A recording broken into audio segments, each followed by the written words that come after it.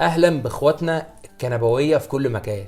هنرحب الاول بحازم. حبيبي صباح الفل. صباح الهم. ايه مبسوطين بالقضيه؟ بالقاضي. هو صاحب القضيه وتخصص القضيه، الاهلي بتاع القضيه. ضرب سياتل بالقضيه وخلص على الدنيا كلها في ماتش ممتع بقى، وكله شغل وكله تكتيكات وحاجات جميله جدا. هنتكلم انا وحازم النهارده مع بعض وهنحكي وهنقول كل حاجه. هنروح هنروح يا ايه يا مجروح يا مجروح. ادخل بقى اعمل يلا اللايك والسبسكرايب. يلا بينا بقى ندخل على حلقتنا كده. يلا بينا. يلا بينا.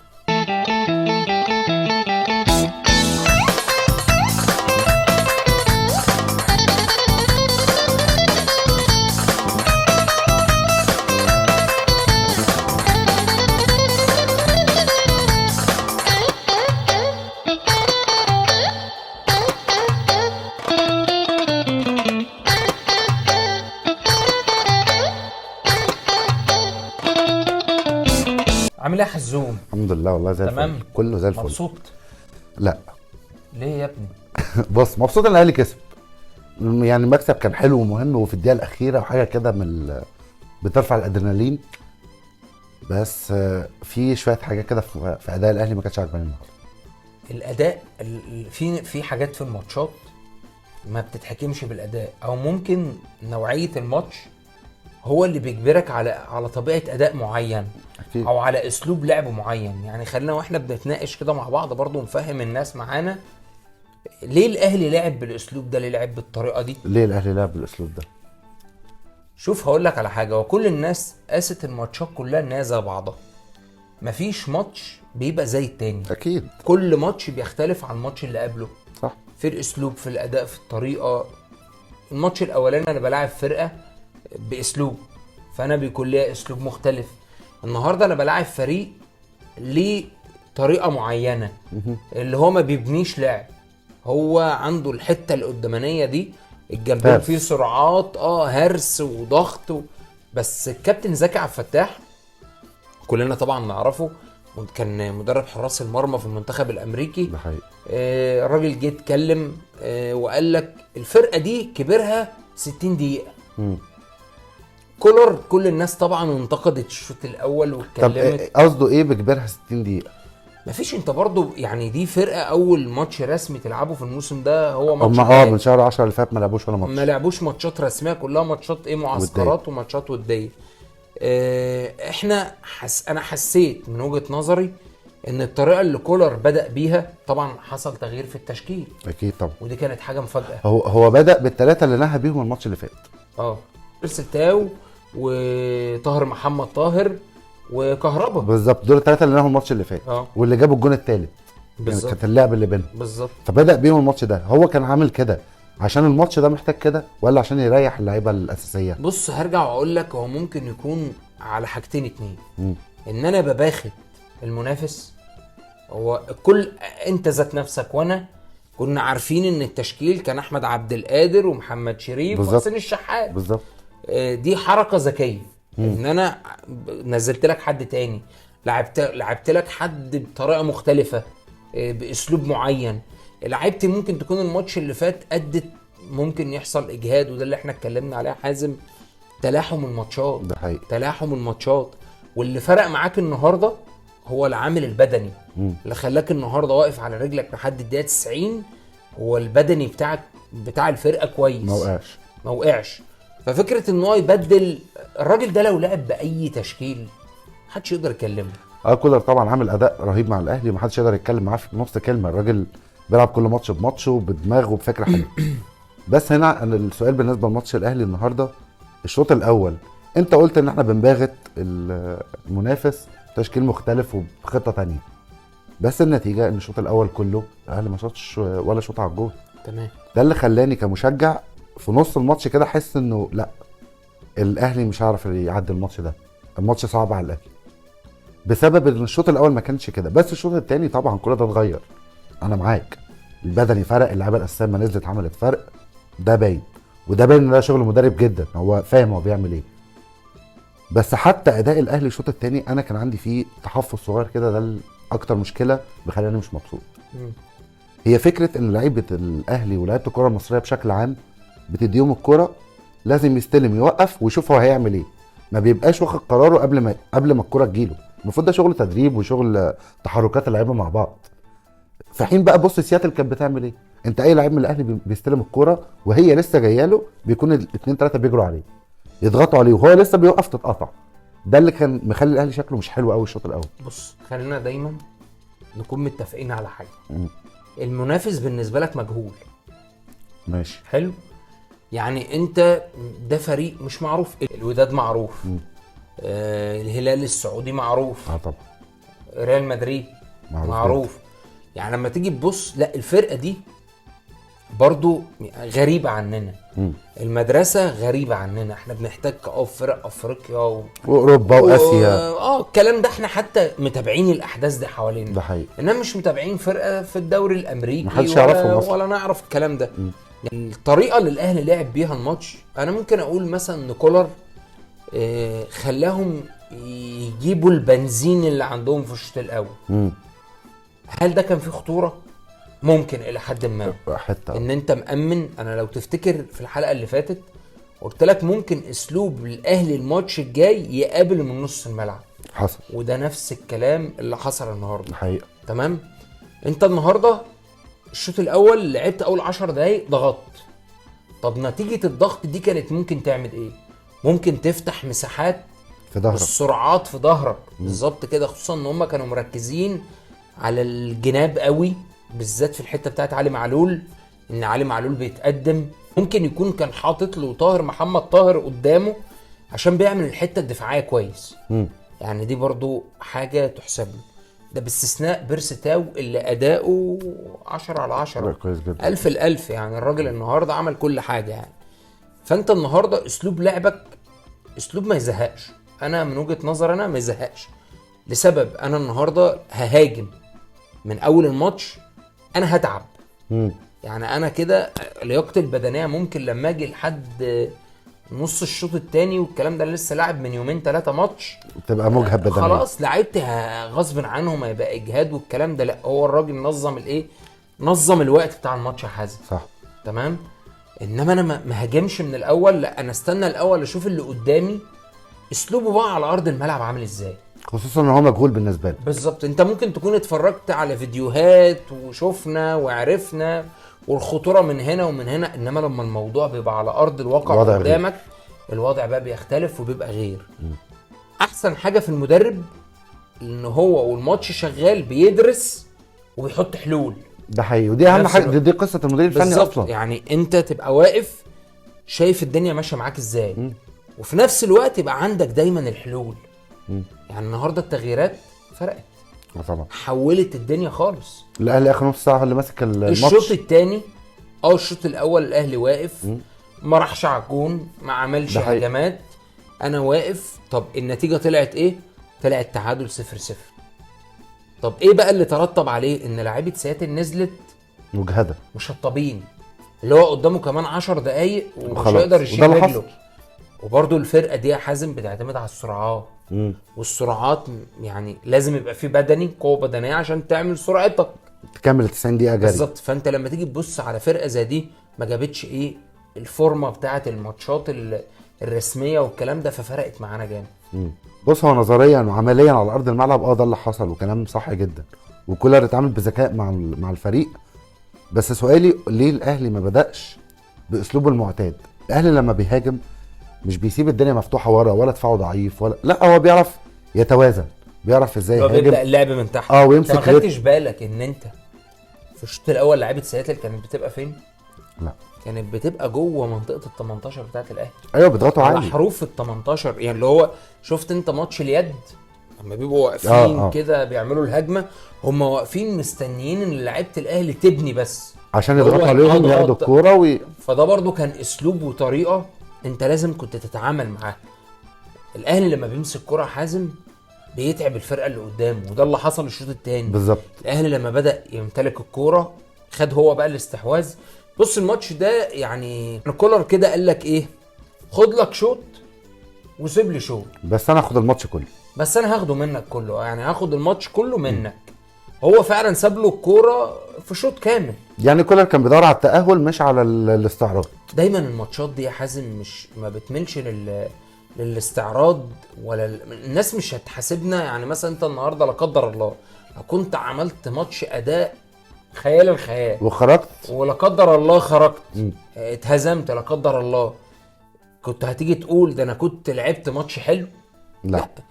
انما انا النهارده ممكن ما اديش، بس الكوره بتتحسب بالنتائج صح. مش بالاداء. النهارده برضو عشان ما نقولش ان اداء الاهلي كان سيء، لا بالعكس، الشوط الثاني لا تكتيكي اداء تكتيكي حلو جدا اصلا. الشوط الثاني بتاع الاهلي ده حقيقي تمام. برضو انا بتعامل مع مدرسه مختلفه، لعيبه من اسلوب تاني، من طريقه تانية، سرعات، قوه. هم بيلعبوا بطريقه الرجبي الامريكيه اللي هو الضرب والضغط ويلا نجري ويلا نضرب كلنا بعض. هم بيلعبوا كده ويلا نجري. لا بس النهارده لعيبه الاهلي كلهم رجاله. ده حقيقي طبعا. ما بشوفش حد فيهم بيأثر. ولا وما فيش حاجه اسمها بديله اساسي في الاهلي. لا ما فيش يعني الفكره بدأ دي. بيرسي تاو وبدأ الكوره عشان تبقى عارفها. يعني الفكره انك لعيب دكه انت ممكن تنزل تقلب ماتش. فاكر جده؟ طبعا 2010 اللي عمل جده ايه؟ الدكه. الدكه كان بينزل يخلص الماتش، يصنع الفارق. الناس بقى مش هتقول ايه ده انت احتياطي وده انت جزء من النجاح. مش هتقال بقى انت بتلعب اساسي او بتلعب احتياطي. انت الاهلي خد بطوله، كل اللعيبه خدت بس البطوله خلاص دي. احنا صح. كلنا بنشيل البطوله. قفشه النهارده نازل، التهديد اللي كان على الجون كان من عند قفشه. يعني في كوره قبل ما يجيب الجون، كوره لعبها ببطن رجله كده، دي لو راحت جوه يعني هي كان خلاص عايزه سنه تعالي كده والنبي. لو كانت جت سنه كده كنا خلصنا الدنيا برضه. طب عندي سؤال بقى بمناسبه قفشه. كولر كل ماتش المفروض احنا معودنا خلاص بيلعب 4-3-3 من غير بلاي ميكر. تمام. بيلعب سولية واليو ديانج وحمدي فتحي وثلاثه مهاجمين، مهاجم وجناحين. دي طريقه لعبه، ما بيعتمدش خالص على البلاي ميكر. كان في مشاكل مع قفشه في الاول على ما اتذكر، يعني ان هو بيقعد دكه وما بيلعبش وحاجات زي كده. ايه اللي خلى فجاه النهارده كولر في ماتش مهم زي ده والدنيا قفشه فعلا ينزل قفشه؟ هقول لك انت كان عندك مشكله حته انت خلاص مسكت الكوره الشوط الثاني. طيب وانا ماسك الكوره مين هينقل لي اللعب من حته نص الملعب لحته الهافات لحته راس الحربه اللي خلصني من الضغط بتاع المنافس؟ انا محتاج في الحته دي لعيب مركز 10. تمام. وقفشه من اللعيبه اللي بيلعبوا الحته دي كويس قوي. يعني كنا بننتقد وبنقول انه بيلف بالكوره كتير وبتاع ومش عارف ايه، على فترات كده كان بيعمل حاجات غريبه. لا بس عايز اقول لك ان هو جودته في الملعب لا كويس. لا طبعا. الراجل النهارده نزل لا بينقل اللعب، بيضغط، بينزل تحت وجاب الجون. وبرده خد بالك جاب الجون، جاب المكسب وجاب القضيه وشبه يعني لسه كنت اقول لك نفس التكنيك بتاع القضيه. هو مرزق سبحان الله. اللعيب ده اتعمل او جه الاهلي عشان اللقطات دي، عشان هو بتاع اللقطات اللي هي بتعمل القضيه اللي هي بتجيب النهيه وخلاص. كذا مره فعلا تحصل يعني هو زي ابو تريكه. كان ابو تريكه في الجون اللي جابه في الصفاقسي مثلا. دي قضيه الملعب كله سكت، الملعب بيحتفل. فجاه صمت في المدرجات. هي ده المعنى الحرفي للقضيه. هي دي القضيه. هي دي القضيه. وده اللي عمله قفشه بقى جه يكمل بقى القضيه. في قضيه قبل كده وادي القضيه بتاعت سياتل. انا بس عايز اقول حاجه، انا مش بقارن ابو تريكه بقفشه. ابو تريكه في حته وقفشه مع احترامي ليه في حته، محدش هيقرب لابو تريكه. بس بنتكلم على ان ازاي قفشه بيقدر يعمل الفرق مع الاهلي في لقطات كده معينه، خلص لك ماتش بتاع. بس معلش يعني اول ما قفشه نزل لا فرق. بدأنا نمسك كرة في نص ملعبه. ده حقيقي. هو لو انت بقى تلاحظ ان في الشوط الثاني هم اللي بقوا بيلعبوا دفاع منطقة وبدأ يلعبك على المرتدات شويه عشان بدني وقعوا برضه. انت برضه كنت بتلعب بدفاع متقدم. يعني خد بالك من حاجة زي دي. المدرب بتاعهم برضه اكيد بيتذاكر وبيشغل دماغه، عنده الحتة اللي قدام فيها سرعات رهيبة لازم يستغلها. يعني اللاعب اللي كان بيلعب على محمد هاني ده لاعب مشكلة طبعا. يعني محمد هاني النهارده محمد هاني لا بقى راجل. لعيب في الاهلي يا حازم، راجل. لعيبه يعني لعيبه محترفه. انت يا باسم اتكلمت عن محمد هاني ان هو ازاي اتطور وازاي قدر يوقف الاخطر مفاتيح اللعب في سياتل، وهو كان مفتاح اللعب الدفاعي للاهلي. انت شايف محمد هاني اتطور بالشكل ده ازاي؟ هل اصابه اكرم توفيق السبب ولا محمد هاني اصلا امكانياته كويسه؟ محمد هاني راجع نفسه. مم. راجع نفسه. الكلام في الفتره الاخيره محمد هاني هيمشي، محمد هاني هيقعد. كون ان اللاعب يسمع الكلام ده، انت بيبقى قدامك حل من الاثنين يا حازم.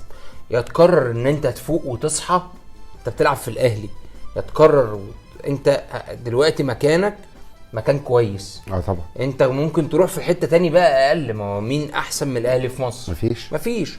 فانت بتاخد قرار، يا انا هفضل زي ما انا بقى واشوف لي نادي تاني، يا اما بقى هعلم من نفسي، ارجع نفسي، اتكلم بيني وما بين نفسي. محمد هاني لا، عاد بقوه، واتمنى ان هو يستمر عن كده ويبقى احسن واحسن واحسن، ويبقى هو الباك اليمين لمنتخب مصر. اتمنى والله، هو فعلا يستاهل، وهو عامل مجهود كويس على نفسه وشغال على نفسه كويس فعلا. طيب احنا دلوقتي بما ان احنا عندنا سياتل بقى، فاحنا رايحين لماتش سواد الحلل، ماتش ريال مدريد. انت بقى شايف ريال مدريد ده، الاهلي لعب ريال مدريد ازاي؟ والله يا حازم، يعني انا من وجهة نظري، وجعلنا من بين ايديهم سدا ومن خلفهم سدا فاخشيناهم فهم لا يبصرون. يعني انا مش عارف اقول لك نعمل ايه، بس شوف هقول لك على حاجه عشان نكون متفقين مع بعض. انا عندي ثقه في ربنا وفي لعيبه الاهلي طبعا. تمام، ومفيش حاجه اسمها انت اسمك ايه في الكوره. لا 11 ضد 11. 11 ضد 11. انت تاريخ وقيمه واسم وكل حاجه، وريال مدريد طبعا. تمام. وانا برضو الاهلي، يعني انا برضو مش فرقه قليله، اسمي مش قليل، اسمي بيتعمل له حساب اكيد.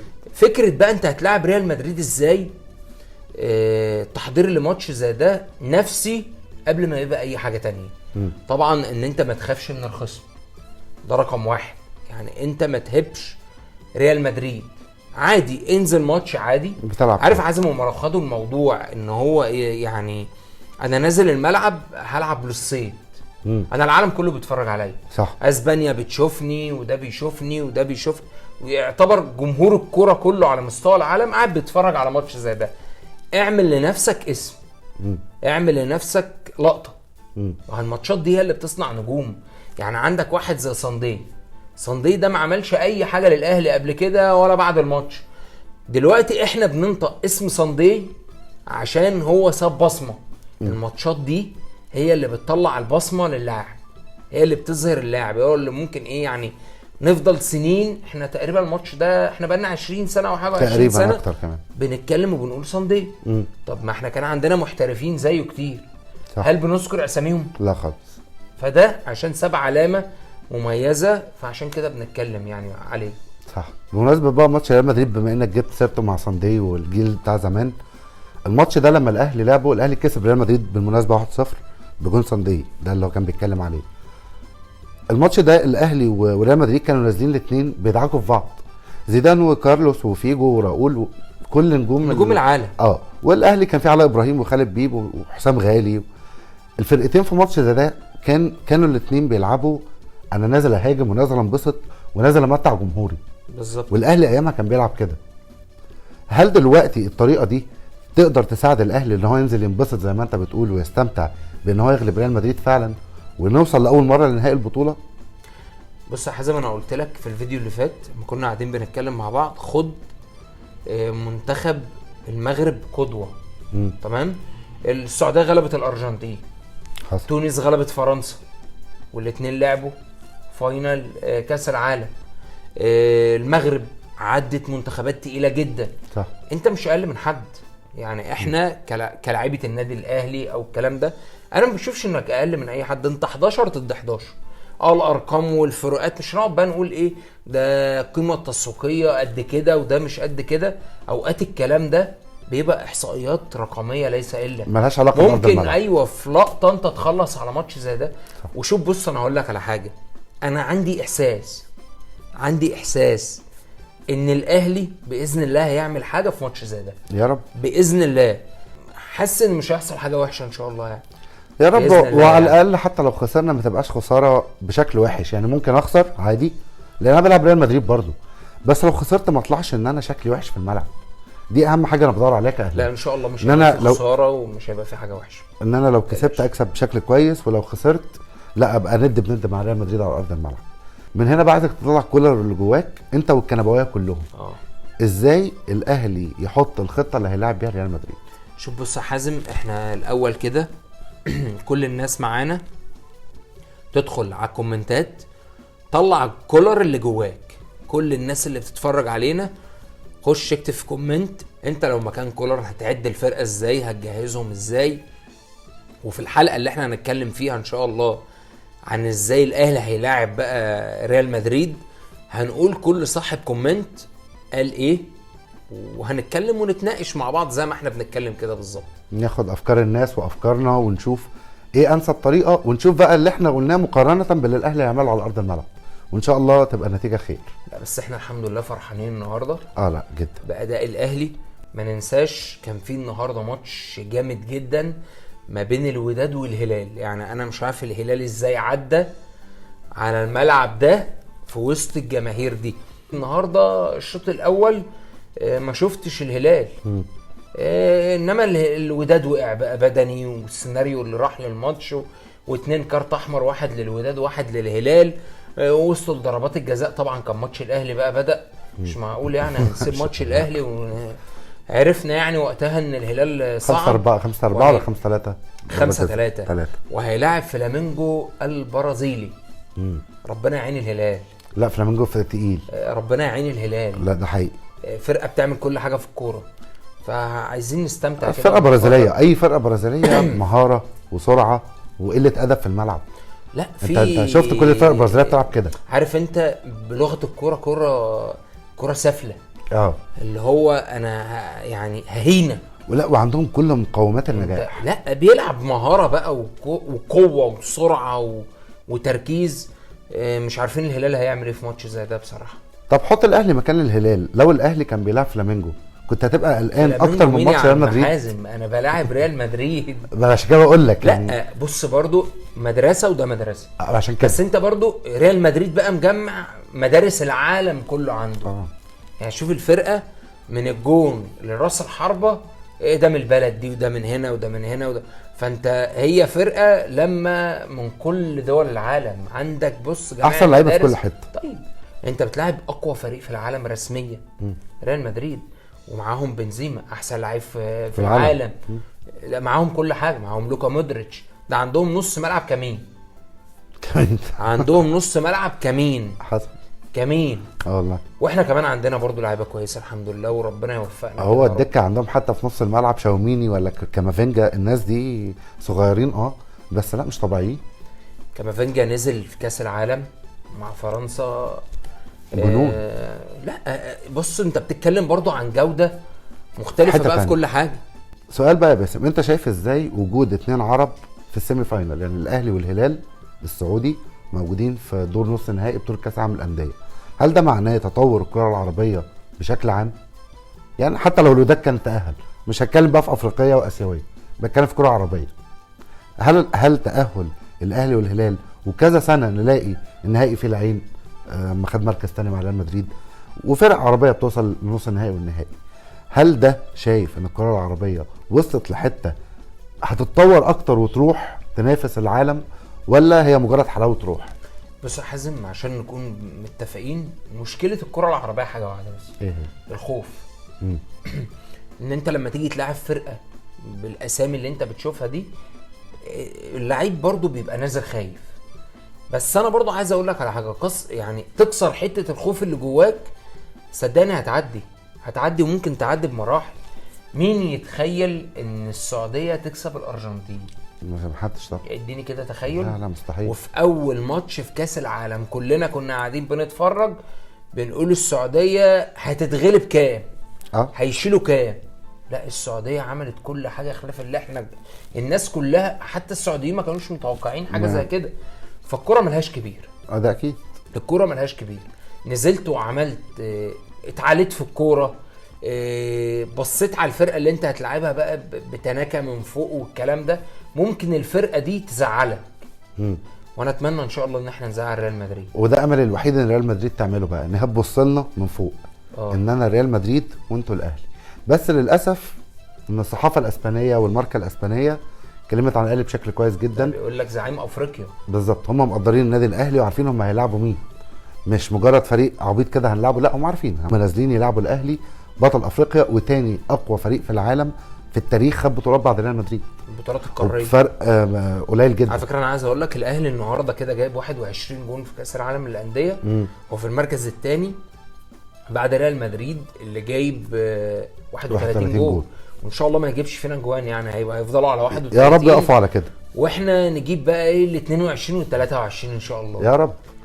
شوف انا عندي امل في ربنا ان شاء الله ان احنا هنقعد هنا باذن الله ان شاء الله. انا قلت لك الكلام ده الحلقه اللي فاتت، هنقعد ونبقى مبسوطين، وانا مش عارف اقول لك ايه. انا املي كاس عالم للانديه، انا قلت لك انا البطوله الوحيده اللي ناقصه في خزنه الاهلي هي كاس العالم، عشان نقفل اللعبه، عشان نقفل اللعبه، صح كده، عشان نقفلها زي ما ميسي قفل اللعبه، وريال مدريد برضو مقفلها من زمان، فمش مشكله يا عم سيبنا احنا بقى نقفلها مره عايزين نقفلها مره. قول لي بقى انت رشاد، شايف الاهلي يخلص كام مع ريال مدريد؟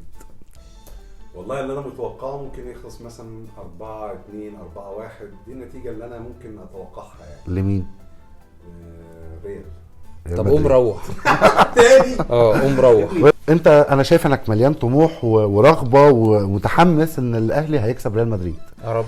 انا شايف بقى ان انت كده اللي باصص على ريال مدريد منظور غلط، انت بديهم اقل من حجمهم. لا طبعا، لان ريال مدريد مش بالسهوله انك تكسبهم. الطموح حلو والتفاؤل حلو، بس المبالغه في التفاؤل لا، ده ريال مدريد. بص يا حازم، انا مش بقول لك ان ريال مدريد فريق قليل ولا انا هنزل اخبطه سكور ولا يعني فاهم، طبيعي. انا بتمنى كمشجع للنادي الاهلي ان الاهلي يعمل حاجه تشرف يعمل حاجه محترمه، حتى لو لا قدر الله حصل اي حاجه خلاف اللي انا عايزها، يعني هي مش تحصل ان شاء الله. انما الاهلي انا واثق ومتاكد ان انا عندي اللعيبه عندها روح كويسه، هيعملوا اللي عليهم. يعني انت تعمل اللي عليك وتجتهد وتأدي وتقاتل من اجل الفوز. برضو انا قلت لك انت بتحارب عشان المجد. انت بتلعب ريال مدريد، لما الناس كلها هتطلع تقول يعني اسرح بدماغك كده معايا يوم الاربع بعد الماتش ان شاء الله، الناس كلها بتقول الاهلي يفوز على بطل اوروبا ريال مدريد. يا رب يا جدع، ده انا هجيب بص نور وكهرباء وهنخربها انا مش عارف اقول لك هعمل ايه. طيب خليني بقى اسالك عن توقعك الحقيقي لنتيجه الماتش. تتوقع كام؟ 2-1 للاهلي. 2-1 او 1-0 للاهلي بنكش. مش عارف، انا مش عارف اقول لك الموضوع ايه. صعب، ماتش صعب. عارف اقول لك على حاجه، الموضوع يا حازم يعني انا لو مكان اللعيبه دي، انا لو نازل هلاعب ريال مدريد، طبيعي ان انا برضو هيبقى في خضه والكلام ده كله. ده برضو الشغل النفسي بقى اللي يتعمل على اللاعب اللي انت اتكلمت عليه في الاول. بص انت نازل العب ماتشك، العب. على فكره انا عايز اقول لك على حاجه لو احنا عملناها هنأدي. ايه هي؟ مصر عملت ايه مع البرازيل؟ والله احنا لعبنا كوره حلوه جدا بس خسرنا. ماشي، العب لي بقى بالكره الحلوه دي وندعي ان احنا نكسب وان شاء الله نكسب. مصر عملت ايه مع ايطاليا؟ عملت ماتش ما فيش احسن من كده وكسبنا ايطاليا.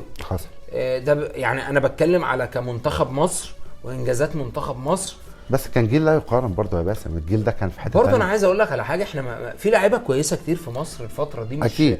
يعني احنا مش هنقول برضه ان اللعيبه اللي عندنا واقعه وكسر والكلام ده. لا مش واقعين ولا كسر. احنا معانا لعيبه النهارده، لعيبه بتعرف تلعب كوره. ماشي. يعني يمكن الامكانيات بتختلف شويه، بس انت معاك النهارده برضو الاهلي مثلا بيمتلك لعيبه احسن لعيبه في مصر. ماشي، بس هل لعيبه الاهلي دي تقارن حتى بلعيبه الاهلي جيلها؟ يعني ابو تريكه وبركات وائل جمعه صخر الدفاع الحضري. معلش انت ما عندكش لعيبه الاهلي اللي في الجيل ده عملت ايه؟ وصلوا ونجحوا. سوء حظ. اسمعني بس، وصلوا ونجحوا وخدوا بطوله افريقيا ولعبوا كاس عالم للانديه وخدوا برونزيه. اللي معانا دلوقتي عملوا نفس ما الجيل التاني عملوا. زي ما انا بقول لك، هو جيل هيسلم جيل وجيل بيسلم جيل، وكل لعيب بيلبس تيشيرت النادي الاهلي بيجيله الباور بتاع النسر. صح. بيشحنوا باور. نتمنى نشوف بقى نتيجه كل ده يعني في الماتش قدام ريال مدريد، اللي طبعا الاهلاويه كلهم في اللي خايف وفي اللي متفائل. واحنا خايفين كلنا لا في ناس وعاملين حسابنا. انا متفائل يعني في سنه الخوف، مش هكدب عليك، انا بلاعب بالظبط. احسن فريق في العالم، بس في نفس الوقت ان شاء الله انا مطمن يا ابني ان الفرقه دي دست على الناس كلها، ده احتمال تكون دست علينا واحنا قاعدين. بص يا باشا، بس انا اقول لك ايه سبب خوفي الرئيسي من ريال مدريد. مش بنزيما ولا كروس ولا مودريتش ولا فكره اللعيبه، فكره ان لعيبه ريال مدريد عندهم لياقه بدنيه زي ما قلت لك الفيديو اللي فات، لياقه بدنيه مرعبه. اللعيبه دي بتلعب 190 دقيقه متواصله عادي، اول دقيقه زي الدقيقه 190 ما عندهمش مشكله، مش بقول لك بقى 90 دقيقه. مفيش فريق في العالم بيقدر يجاري ريال مدريد بدنيا، وهو ده اللي مخوفني، ان احنا في الاول في الاخر لعيبه مصريين. يعني ايه لعيبه مصريين؟ صحتنا على قدنا من الاخر، يا عم تفائل، ما بنتمرنش التمرينات بتاعتهم. متفائل بالخير يا رب. انا معاك انا معاك. انت رايك ليه احنا ما بنوصلش للمرحله دي؟ او ليه ما عندناش القوه، احنا ما عندناش المقدره مثلا في مصر او في الاهلي كمنتخب ان انت توصل للمرحله دي من اللياقه البدنيه؟ اقول لك ايه المشكله الرئيسيه؟ مش امكانيات، عقليه. ايه اللي مخلي محمد صلاح يبقى باللياقه البدنيه اللي هو عليها دلوقتي؟ هل هو بيتمرن احسن في ليفربول؟ مش دي القصه.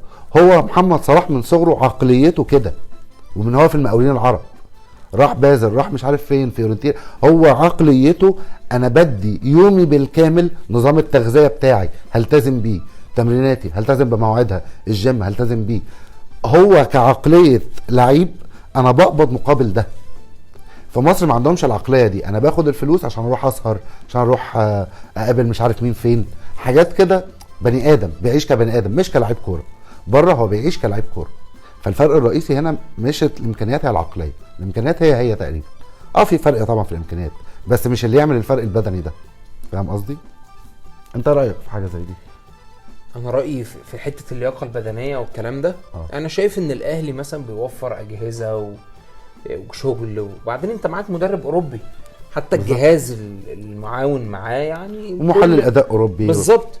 برضه هرجع واقول لك هي فكره اسلوب الحياه بتاعك بالظبط، اسلوب تفكيرك. هناك بره برضه ما تنساش انت بتلاعب مين، بتنافس مين، ماتشاتك عامله ازاي، وضعك عامل ازاي. هنا الاهلي بينافس مين؟ مفيش منافسه، يعني مفيش منافسه. حتى لو انت بتنافس فريق بعينه، الفريق ده ممكن يكمل معاك سنه التانية، بعد كده ما بتشوفوش. مع احترامي ليك بس يعني هاخد من الحته دي واقول لك لعيب مثلا زي احمد عبد القادر. احمد عبد القادر حد يختلف على امكانياته؟ لا طبعا. اللعيب ده ممكن يلعب في اي حته في العالم. ليه ما بيحترفش؟ عشان هو برضو عنده نفس مشكله العقليه او اسلوب الحياه اللي انت بتتكلم فيه. هو عايش كلاعب مصري، هو مش هدفه او فاكر ان هو هيحترف لمجرد ان هو مهاري. لا، هي مش كده. ميسي ما بقاش ميسي عشان هو مجرد مهاري، لا هو اشتغل على نفسه شغل نهار. هو احمد عبد القادر لسه صغير يا حازم. احمد عبد القادر لسه يعني دي تاني موسم ليه او حاجه زي كده، يعني لسه طالع وهيطور من نفسه وهتشوف.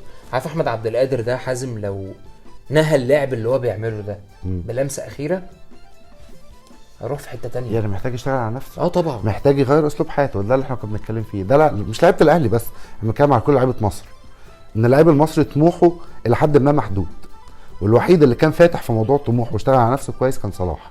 وبرضه يا باسم هرد عليك في نقطه، انت بتقول ان احمد عبد القادر صغير.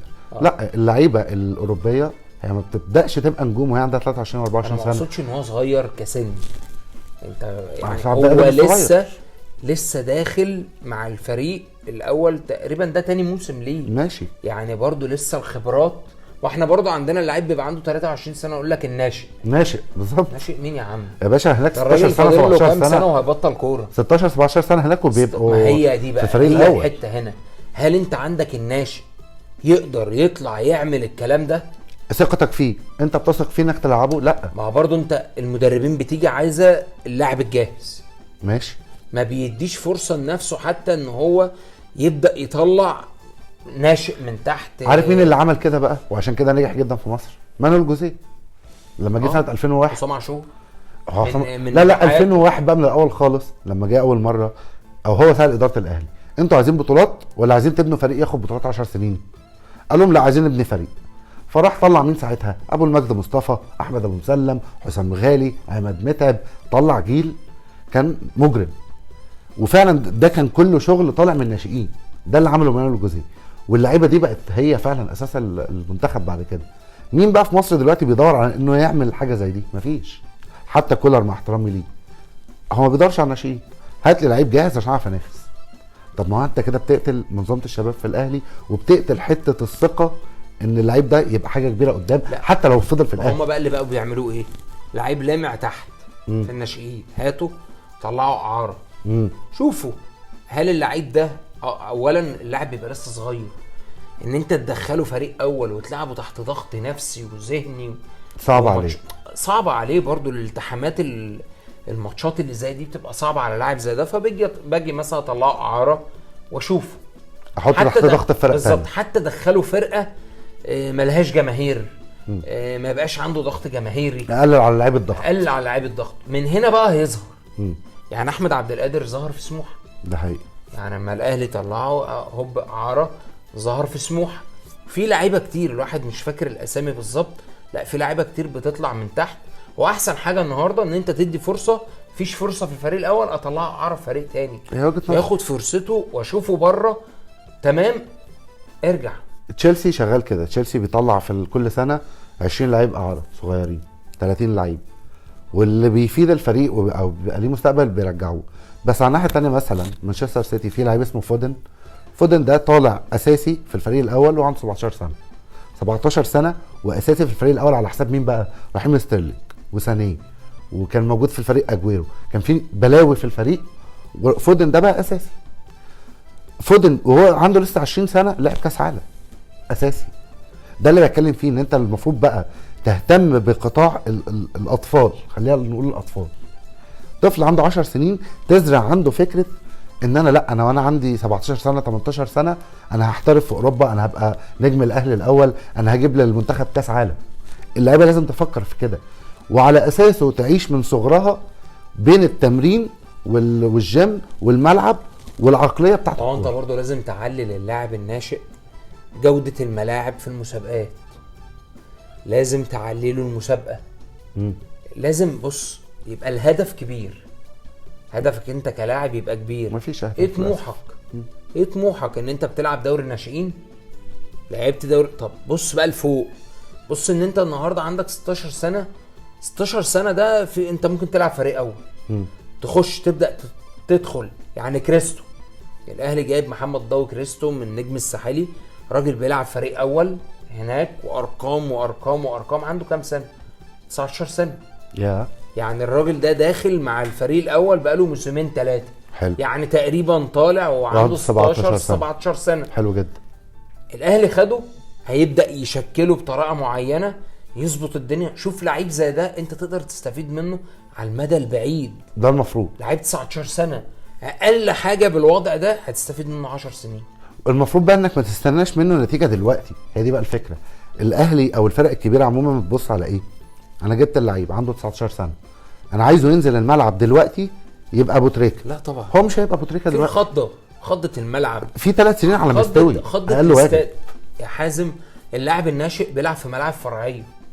هقول لك على حاجه، انت مجرد ان انت تدخله استاد القاهره ده رعب، ده رعب. يعني هقول لك على حاجه ليا انا شخصيا، لما كنت بلعب في غزل المحله جالي فاكس ان انا هروح تجمع المنتخب بتاع الناشئين. كويس. التمرين ما كانش في الملعب الرئيسي بتاع استاد القاهره، كان في الملعب الفرعي.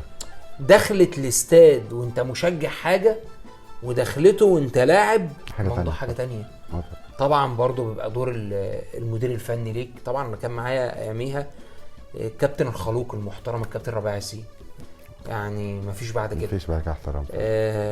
ده كان مش مدربنا، لا تحس انه اب لينا. اهدى، تيشيرت منتخب مصر تقيل والكلام ده كله، تحس بقى انت في جو تاني. عشان نقفل الكلام ده هسألك سؤالين. واحد بخصوص محمد صلاح. محمد صلاح لو كان راح الزمالك او الاهلي في الفتره اللي هو كان لسه فيها في المقاولين، كان هيبقى محمد صلاح بتاع دلوقتي؟ لا طبعا. محمد صلاح رفض ان هو يروح الزمالك او الاهلي علشان الزمالك رفض يروح الزمالك. هو رفض يلعب في مصر بعد كده اصلا. يعني هو في المقاولين كان مقرر من هو صغير هيحترف. كلام كان عليه مع من الزمالك مش من الاهلي. ممدوح عباس. بس بنتكلم ان هو كان دماغه ان هو كان بالنسبه له فرصه انه يروح يلعب في الزمالك احسن من المقاولين، بس هو رفض، قال انا مش هلعب في مصر، انا هحترف. طبعا الناس تريقت عليه، ممدوح عباس قال لا يصلح اصلا للزمالك بعد ما صلاح في مدربين على فكره قالوا ان محمد صلاح لا يصلح للعب في نادي الزمالك. لا انا بقول لك ممدوح عباس قالها موجوده في فيديو. في ناس قالت الكلام ده. فسبب اللي حصل دماغه وعقليته، لو اي حد مكانه هيحبط. بخلاف كده ربنا بيحبه. طبعا، وهو مجتهد، بس هو مجتهد، هو ربنا بيحبه. هو اجتهد، هو اشتغل على نفسه. هو لو حد غيره زي ما بقول لك هيحبط ويقعد في بيته مش هيلعب كوره خالص. انا مش هينفع في المنتخب بقى ومش هينفع في الزمالك ويعيط. لا محمد صلاح يا عم خلاص مش هينفع في مصر، بقى لها كوره مصريه، انا هحترف. وفضل في مشواره لحد ما وصل لارقام يعني مفيش اجانب يحلموا يوصلوا لها. فدي كانت بس عشان اقفل معاك نقطه الناشئين. السؤال الاخير بخصوص الاهلي وطموحاتنا السنه دي والظروف اللي خدمت الاهلي ان هو يوصل سيمي فاينال ويلعب ريال مدريد. طبعا ماتش التاريخ. انت شايف بقى ان المشوار كده ماشي مع الاهلي ازاي؟ كاس العالم من غير الاهلي ملوش طعم. دي حاجه خلاص انا بقيت حاسسها، ان كاس العالم للانديه من غير وجود الاهلي ملوش طعم. لما تيجي تبص الاهلي هو اللي بيشرف الكره العربيه بشكل عام والكره الافريقيه بشكل خاص. يعني تعالى شوف الفرق كلها، لا الاهلي ليه وزنه. ماتش زي ريال مدريد ده طبعا احنا هنعمل حلقه خاصه بيه وهنتكلم فيه مع بعض وهنحكي فيه اكتر يعني التفاصيل بقى عن التفاصيل كلها، وهتبقى الناس كمان شاركتنا في الكومنتات وهنتكلم ونحكي زي ما احنا قلنا. نتمنى ان شاء الله ان اللعيبه تهدى تركز. مفيش حاجه بعيده عن ربنا، مفيش حاجه كبيره في الكوره. اجتهد وقاتل من اجل الفوز واصنع على نفسك مجد.